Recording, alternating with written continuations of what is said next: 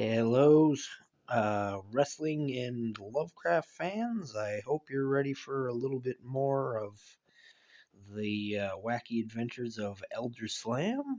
Uh, this will be episode 12 of Lovecraft AI, and I think this one turned out really good. This has more Lovecraft references than any other story I've had on here so far.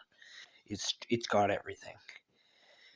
So, without further ado, and here's another long title: The Chronicles of Elder Slam and the Cthulhu Mythos, Suplexing the Unspeakable.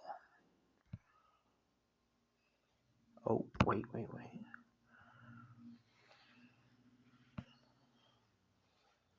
Gotta turn the volume up, sorry.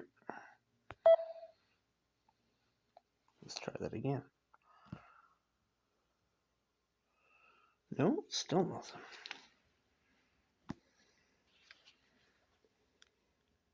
Insanity crumbles like wet paper. Okay, let's try this one more time.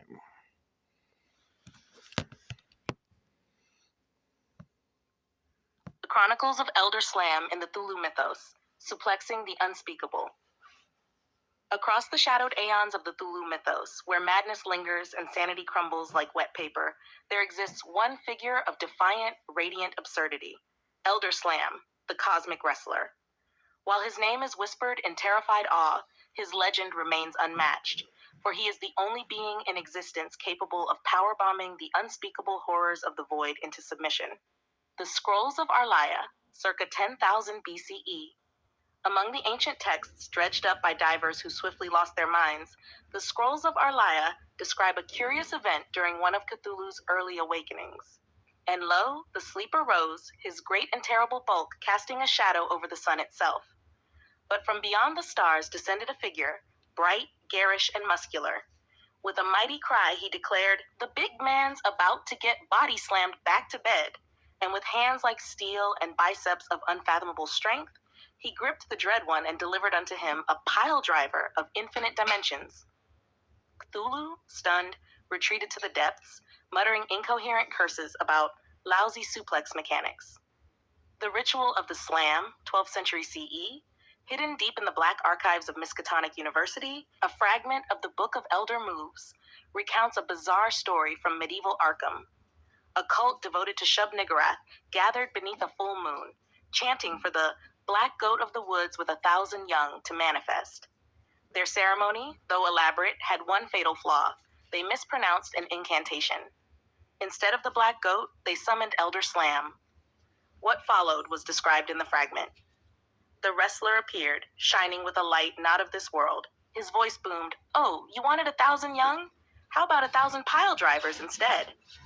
And so, with leg drops, power bombs, and an ungodly finishing move known only as the Moonlight Elbow, he dispatched the cults in their malformed summoning attempt into oblivion. The sole survivor reportedly fled, babbling, "The moon salt was indescribable." The case of the Dunwich Suplex, 1928 CE, Wilbur Whatley's efforts to summon his eldritch sibling took a disastrous turn when Elder Slam intervened. Town records report hearing a deafening roar, followed by what sounded like a steel chair smashing through dimensions. Witnesses described a glowing figure performing a cosmic suplex that hurled the monstrous Whatley offspring into the upper atmosphere. Professor Armitage's notes on the incident include this peculiar entry. The entity, this wrestler, proclaimed, "Get off my planet," before vanishing into thin air. Truly, a force of unknowable charisma and devastating dropkicks. The Battle at Innsmouth, 1931 CE. When federal agents raided the seaside town of Innsmouth, they were not prepared for what they found. Deep beneath the esoteric order of Dagon's temple, in a room flooded with seawater, the cult had successfully summoned Father Dagon and Mother Hydra. But before the Deep Ones could celebrate, the tides shifted, literally, as Elder Slam arrived in a whirlpool of cosmic energy. Eyewitness accounts from surviving agents claim he stood atop a turnbuckle made of coral, shouting, "The Slam tide is rising." With a thunderous leap, he launched into the Hydra splash, flattening the massive creature. Dagon himself attempted a counterattack, but was defeated by a fisherman's suplex so powerful it created a minor tsunami. the deep ones scattered, never to return to the surface. The Slam at the Mountains of Madness, 1936 CE. During the ill-fated Miskatonic Antarctic expedition, Elder Slam made an unannounced and spectacular appearance. When the explorers accidentally woke an ancient, slumbering Shoggoth, all hope seemed lost. The amorphous horror advanced, chanting, "Tickily-lee, tickily-lee." But then from the sky, a voice boomed, "Tickily-lee down, boy." Elder Slam entered the fray, his wrestling boots crunching against the icy landscape. Witnesses described his match against the Shoggoth as beyond the scope of human understanding. With moves like the polar power bomb and the frozen figure four leg lock, Elder Slam banished the Shoggoth back into the dark abyss. The team's leader, William Dyer, wrote in his journal, "I saw it, a man, or perhaps a god, adorned in luminous spandex. He fought the unthinkable and emerged victorious. My sanity may be broken, but my appreciation for interdimensional wrestling will endure." The Cult of the Slam, Modern Era. Today, Elder Slam's influence continues to ripple through the mythos. Modern cultists who mistakenly summon him describe him as a nightmare for eldritch beings, but a dream come true for fans of high-octane wrestling. In fact, some scholars theorize that the Elder Gods themselves fear him. Nyarlathotep reportedly refers to Elder Slam as that loud brute with too much charisma, and Azathoth is rumored to twitch whenever anyone utters the phrase, "cosmic elbow." The Prophecy of the Final Match. The Liber Suplexium, a newly discovered text, foretells a great cosmic showdown. When the stars align and chaos reigns, the wrestler eternal shall return. With suplex and slam, he will challenge the old ones in a match for the fate of all existence. And he shall proclaim, "The belt of reality is mine." Until that day, the legend of Elder Slam endures, whispered in the darkest corners of the world. For in the Cthulhu mythos, where horror reigns supreme, one truth remains. No one kicks out of Elder Slam's 3 count.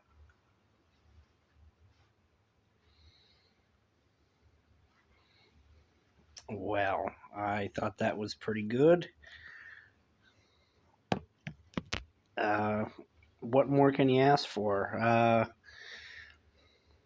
I'm trying to remember the name of all the chapters. What did they call the Dunwich horror part? I'm just trying to remember. Yeah, the case of the Dunwich suplex. I wasn't sure who he threw into outer space into that one, if it was Wilbur or if it was his brother. But somebody got thrown into space.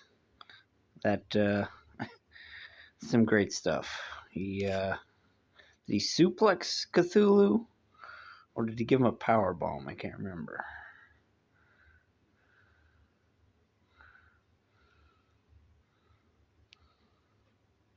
Oh, a pile driver, yeah. He gripped the dread one and delivered unto him a pile driver of infinite dimensions, whatever that means. Oh, that's great. No, I was happy with this all the way through. There's so many references I can't even. It's all references. It's fantastic. It's yeah, no, I really like this. I don't know where to go from that. Is the only thing. I would like to do more Elder Slam Lovecraft stuff, but I feel like the only place to go from here is to actually go into other Mythos stuff, and then maybe I'll come back and do like a prequel or something. I don't know. But regardless, I really liked it. I know I've said that so many times already, but you wanted 1,000 young? How about 1,000 pile drivers instead? It's perfect. Yeah, I don't know what else to say. Going up to Cthulhu and saying the big man's about to get body slammed back to bed is pretty great.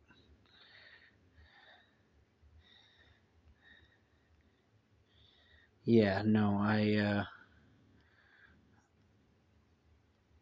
and there's a prophecy for the final match, so it does have somewhere to go, but I don't know if maybe he's going to wrestle Azathoth himself, or where you can go from that, because apparently Azathoth